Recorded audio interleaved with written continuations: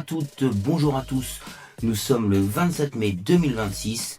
Aujourd'hui, c'est mon anniversaire et je me présente à vous sous la forme de notre taureau préféré, le taureau de Wall Street, pour deux raisons. La première étant, c'est que j'ai fait ce masque moi-même. La deuxième étant, c'est que j'inaugure aujourd'hui ma chaîne YouTube AD Trade. J'ai créé cette chaîne forcément pour apporter de la valeur, sinon autant regarder GMK, Conor McGregor ou Pamela Anderson. J'ai tout un programme, mais avant toute chose, je voudrais vraiment remercier les gens qui m'ont permis d'en arriver là. Le trading a changé ma vie.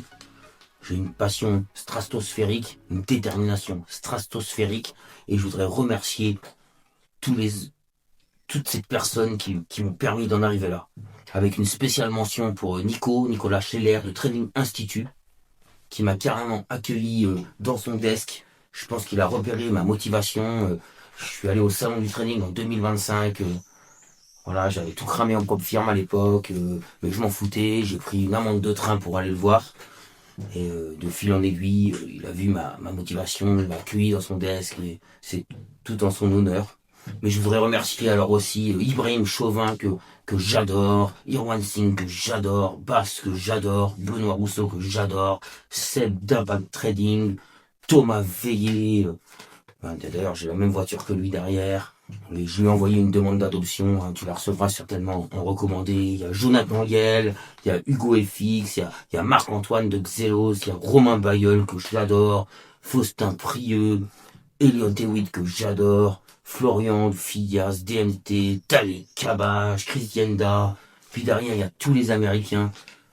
Il y a Patrick Fieland, enfin, il y a vraiment ceux que je considère comme les meilleurs, Charles Fanatique, Karine Rossato, Fabio Valentini, sans oublier Yann de l'Atelier des Options, Karen Arabachian, Grain, enfin, il y a tout. Ça a changé ma vie, j'ai un immense respect. Faire des vidéos YouTube, c'est très très compliqué, je me rends compte en faisant la mienne. Si je pouvais être aujourd'hui la moyenne des 5 personnes que j'ai écoutées le plus ces 2 dernières années, ben, ça serait un bonheur pour moi. Sans oublier Financial Game, Pierre Chartier. Ça serait un bonheur si tu fais un jour un épisode spécial pour les gens qui n'ont pas fait Dauphine, les gens qui étaient contents quand leur daronne payait la cantine. Voilà. Ça serait un bonheur que tu m'accueilles. Je suis prêt à participer. Je révise un peu mes call spread, mes delta, mes gamma, et ce sera bon. Je vais expliquer un peu mon parcours. En fait, mon parcours, c'est 2 ans jour et nuit. C'est comme un autiste. À lire, à comprendre tous les bouquins. Parce que comprendre, c'est le maître mot pour moi dans le trading. Donc à lire, à comprendre tous les bouquins. Je suis autodidacte à 100%. J'ai absorbé des milliers d'heures de vidéos YouTube. C'est pas ce que je conseille aujourd'hui. Mais si YouTube pouvait parler, je pense qu'il pense qu'on était 4. Voilà, j'ai pas écouté ma femme pendant 2 ans. C'est pour ça aujourd'hui que je me sens légitime. Je suis arrivé dans le game avec des crocs, du mordant, comme j'ai dit tout à l'heure, une passion et puis une détermination stratosphérique. Ça veut dire que rien ne pouvait m'arrêter quand j'avais ça dans la tête. Et même si ça fait que 2 ans, je me suis dit une chose. Je me suis dit effectivement, présenter des résultats, ça n'a aucun sens. Tu auras complètement raison si t'es d'accord avec ça, tu auras complètement raison. On ne juge pas une rentabilité sur un aussi court terme. Surtout que j'ai des bons résultats depuis seulement quelques mois. Mais je me suis dit, comme souvent dans le trading, allons au contraire des masses, soyons contrariens. Et c'est pas Marc-Antoine de Xelos qui va me contredire. Mon edge, peut-être que c'est ça. Moi, le parcours, pour réussir, je viens de le faire. Je viens de le faire juste à l'instant. Je vais expliquer en fait dans la suite de cette vidéo ce qui me donne pour moi cette légitimité. Mais en attendant, j'aimerais dire les chiens aboient, la caravane passe. Donc c'est pour ça que je suis légitime. Mes projets en fait c'est de faire des morning bulls. Je sais que Thomas Veillé, Nicolas Scheller, Benoît Rousseau, Ibrahim Chauvin, Romain Bayeul le font mais à la perfection. Mais peut-être je pourrais apporter une petite dimension humoristique, je sais pas. Mais en tout cas, j'ai plein d'autres idées aussi. Je voudrais trader en direct, puisque pour moi, c'est la seule façon de montrer ses compétences. Faire des vidéos sur les outils que j'utilise. Créer aussi comme un peu only prop firm, comme Patrick Weyland, classer un peu le YouTube Game. Il a classé les propres firmes, je voudrais classer le YouTube Game, parce que t'as des mecs qui valent de l'or. Faire des vidéos sur ce que j'aurais voulu savoir il y a 2 ans, faire des plans de trading, parler aussi de notre passion qui nous unit. La finance, c'est le seul domaine où il y a de l'argent pour tout le monde. Et j'ai plein de projets autour, que ce soit l'éducation de nos enfants, que ce soit la philanthropie. Le logo que j'ai créé, c'est un logo que j'avais créé en fait pour un projet que j'avais appelé Philantraide. J'aurais aimé, enfin j'aimerais, et je pense que ce sera fait un jour, que sur les plateformes on puisse allouer directement 1%, 2%, peu importe, 5% de nos gains sur un super beau trade à des associations, directement sur Topstep, Tradeovate, peu importe, WH, peu importe, mais que l'on puisse allouer un pourcentage de nos gains. Et je trouve qu'aujourd'hui ça fait sens. Typiquement, tu gagnes de l'argent sur le pétrole aujourd'hui, tu sais pourquoi tu l'as gagné, tu sais sur la misère de qui tu l'as gagné. Ça peut paraître un peu cynique d'aller aussi vite et d'allouer directement 2% de ton take profits aux victimes des bombardements, mais c'est mieux de faire ça que de faire rien. Et personnellement, j'ai fait aussi toutes les erreurs possibles, j'aimerais en parler, et j'ai aussi des objectifs long terme. Je voudrais prendre la casquette de Fabio Valentini. En 2030, c'est mon... je serai qualifié, en fait, je voudrais qualifier en 2030 à la Robin Cup. Je voudrais être dans le top 5, prendre la casquette de Fabio Valentini. Donc si tu m'entends, Fabio, fais attention, j'arrive. Je vais représenter la France. Et j'aimerais aussi, je pense que tu as compris, former aussi peut-être éventuellement 3 personnes gratuitement pour voir si ma méthodologie, si mon système fonctionne. Je le sais parce que je l'ai fait avec 2 potes à moi qui sont aujourd'hui plus rentables encore que moi. Enfin, rentables, entre guillemets, la période est trop courte, mais ils gagnent bien.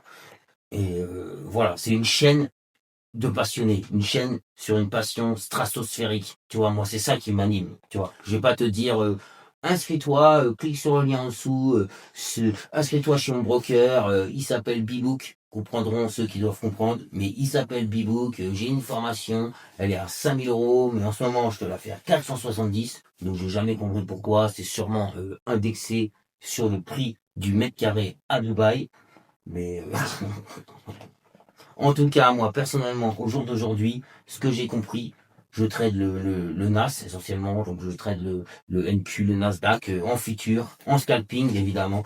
Je trade aussi un petit peu le gold, le pétrole de temps en temps, mais je suis vraiment focalisé sur le SP500 et sur le NAS.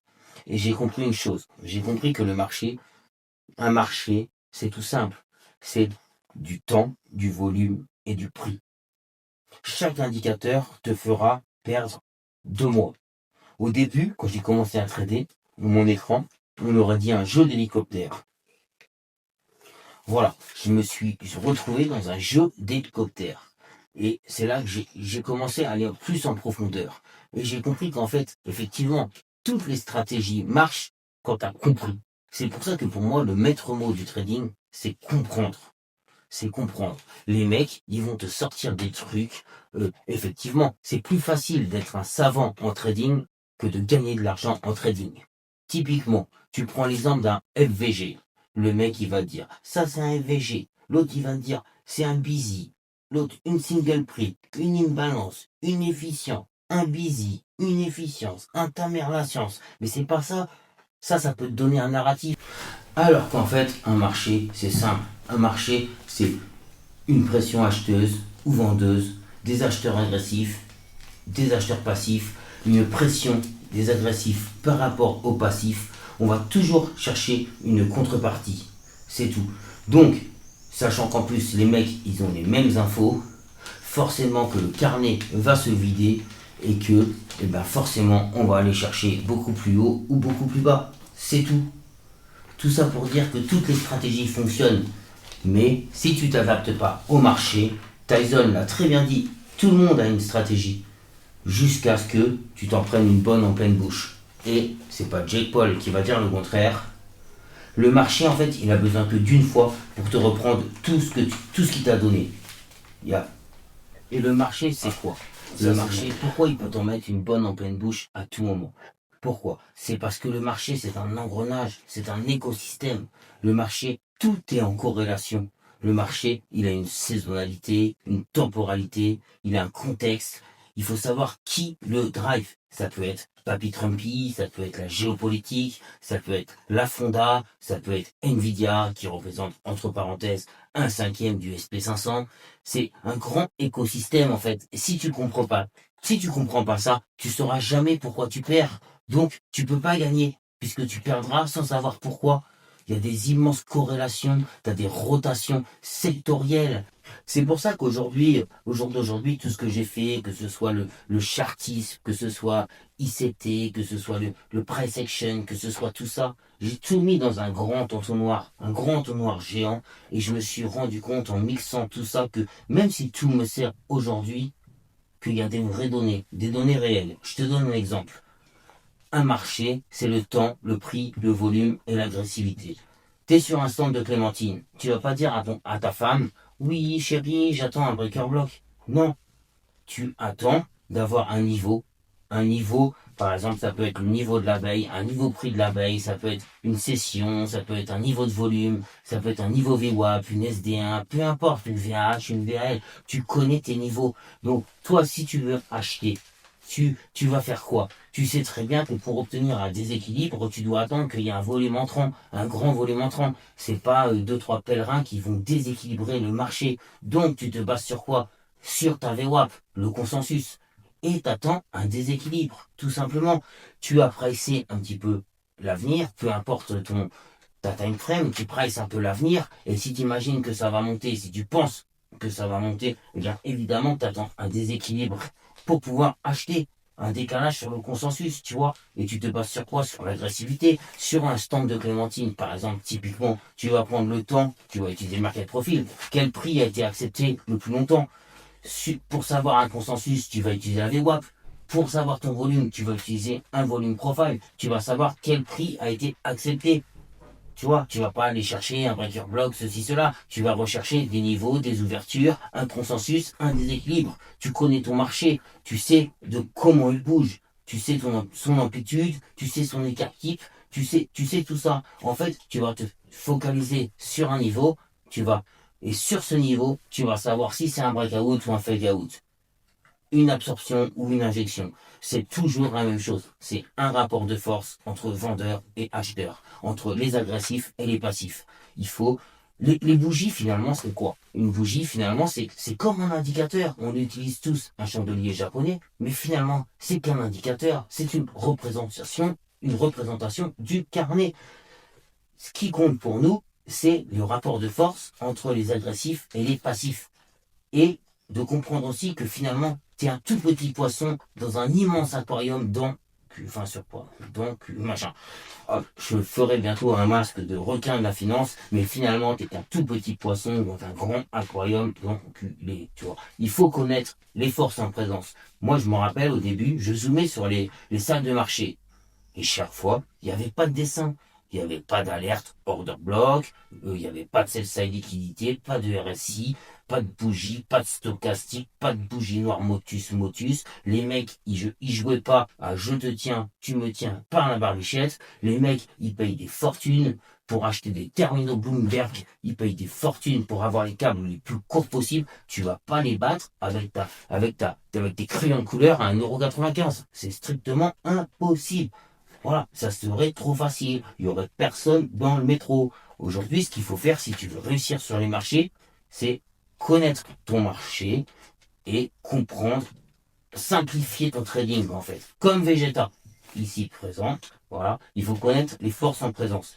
Tu as les market makers, les institutionnels, les options, les niveaux d'options, les hedging, les algos, ceux qui se couvrent, il n'y a pas Trumpy, voilà, sinon tu vas faire comment? Tu vas finir comment? Tu vas finir comme la loi de Murphy, ici présent aussi, enfin Murphy ici présent aussi, tu vas faire comme les 90% de perdants. C'est exactement ce qui va se passer. Ah, je vais te donner un exemple. Un pêcheur à la mouche, il part pêcher à la mouche. Il va s'adapter à tout. Ouais, il va prendre la force du vent, il va savoir quelle saison on est, quel mois on est, quel temps il fait, quelle est la force du courant. Il va tout se représenter pour aller chercher le plus précisément possible ce qu'il veut obtenir. Alors effectivement, si toi, tu veux faire de l'investissement long terme, Oui, tu vas prendre une moyenne mobile de 100, mais là, tu vas arriver comme un bourrin. Donc, ça va pas casser la MA200. Et voilà, tu peux arriver comme un pêcheur au filet et accrocher ce que tu veux. Mais si on parle en day trading, en scalping, il va falloir que tu peaufines et que tu ailles à l'extrême. Et la seule chose qui est réelle, c'est l'analyse des volumes. Je voudrais récapituler un petit peu parce que c'est toujours compliqué de faire une vidéo d'inauguration et je voudrais pas être trop confus. Évidemment, je ferai, c'est évident, des vidéos beaucoup plus ciblées après. Mais je vais récapituler un petit peu ce qui a fait que j'ai commencé, j'arrive à performer sur les marchés en fait. C'est tout simplement pourquoi j'utilise pas de stratégie. J'ai pas de stratégie. Une stratégie, comme Tyson l'a dit, ça ne dure jamais longtemps. Ce que j'étudie, ce sur quoi je travaille tous les jours, c'est les mouvements, les institutionnels, les gros acteurs, ceux qui font bouger les lignes. Ils vont toujours, c'est toujours la même chose, respecter des niveaux. Les mecs, ils achètent des prix. Donc aujourd'hui, tout simplement, les niveaux importants, tels une clôture veille, un previous des high, un previous des low, hein, des niveaux qui ont déjà réagi, une VH, une VAL, un chiffre rond, une single print, un niveau de volume, peu importe, à chaque fois il y aura une bataille entre les acheteurs et les vendeurs, les agressifs et les passifs. C'est toujours la même chose. Et ça, c'est la réalité du marché. C'est la réalité du marché. C'est-à-dire qu'aujourd'hui, on a la chance d'avoir des outils qui te permettent de le lire. Sur chaque niveau, tu vas savoir si c'est une injection, une absorption, et tu vas pouvoir prendre un trade intelligent. Et c'est pour ça que tu peux performer longtemps. Parce que si, en plus de ça, tu es OP, tu es opérationnel sur l'actualité, si tu sais qui drive ton marché, si tu sais que tu te feras pas surprendre bêtement. Alors évidemment qu'après il te reste l'exécution, la maîtrise de tes émotions, la patience, la discipline, le money management. Je faisais pas mal de sport avant et on me disait d'adopter le mode de vie culturiste. Et ben le trading, enfin plus particulièrement le day trading, c'est pareil. Il faut adopter le mode de vie trader. Je vais te donner avant de terminer cette vidéo deux conseils déjà. Le premier, ce qui m'a fait, enfin deux conseils qui m'ont fait performer. Le premier, c'est que je me suis forcé à écrire à chaque trade, à écrire pourquoi je le prenais. Avoir au moins 3 confluences minimum. 3 confluences minimum écrites sur un papier. Pour éviter que ton cerveau soit en mode Monte Carlo, casino et j'envoie des lots. C'est le premier conseil. Le deuxième conseil, c'est que faut arrêter de dire je pense. Tu penses pas, tu sais pas, t'es un petit poisson. Il faut être robotique et sans biais. Tu dis je pense quand t'écris une carte postale à ta grand-mère. Tu penses que tu vas marquer ça.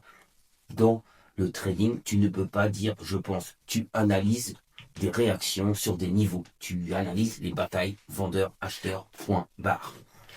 Et la dernière chose que je veux dire avant de finir cette vidéo, c'est que on va pas se tirer les cartes entre gitans. Ce qu'on veut, c'est gagner de l'argent. Et si je peux aider à vous faire gagner de l'argent, ou peut-être même vous en faire de par mes trades en direct, et ben ce serait un immense bonheur pour moi. Et en attendant, on a une super industrie de la finance, il y a de l'argent pour tout le monde. Alors s'il vous plaît les gars, mettez-moi des pouces, abonnez-vous, mettez des commentaires, donnez-moi de la force.